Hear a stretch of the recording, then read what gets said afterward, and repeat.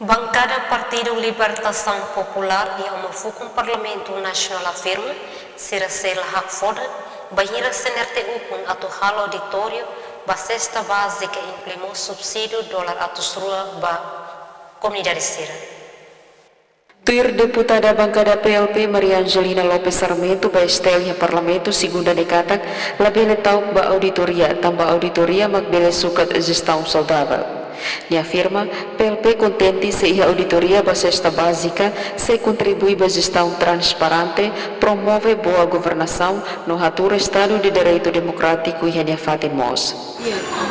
Buat tidak auditoria nih itu labele tau tambah auditoria mak atu beli sukat kita nia gestão saudável kita nia execução orçamento saudável yang PLP ini gosta de quando a Milton ia oportunidade de selo partido selo nível 1 carcalo auditoria para execução orçamento geral do Estado e daí tudo kata ami pronto atu kruk na cumpre balei no regras de vigor regular.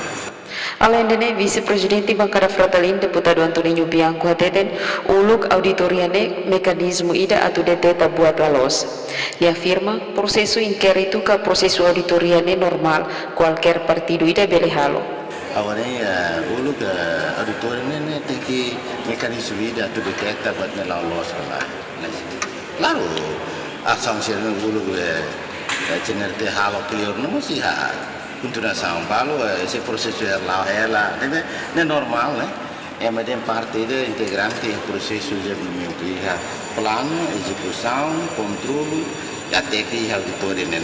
O local rasa presídio kita, comissão inquérito parlamentar presídio, o projeto será fora, fora, né? Ela soluciona, depois agora soluciona, não é o problema. Jadi, é normal, né? Significa que não tem preparado a sair da oposição, é o que lá inquérito lá. Ani o funciona, algo não continuação lá. Deve processo inquérito não é normal, processo auditório não é normal. Jadi qualquer partido que bele algo ainda não. Depois o governo deve sair, no fim de sair, estamos usando o Estado.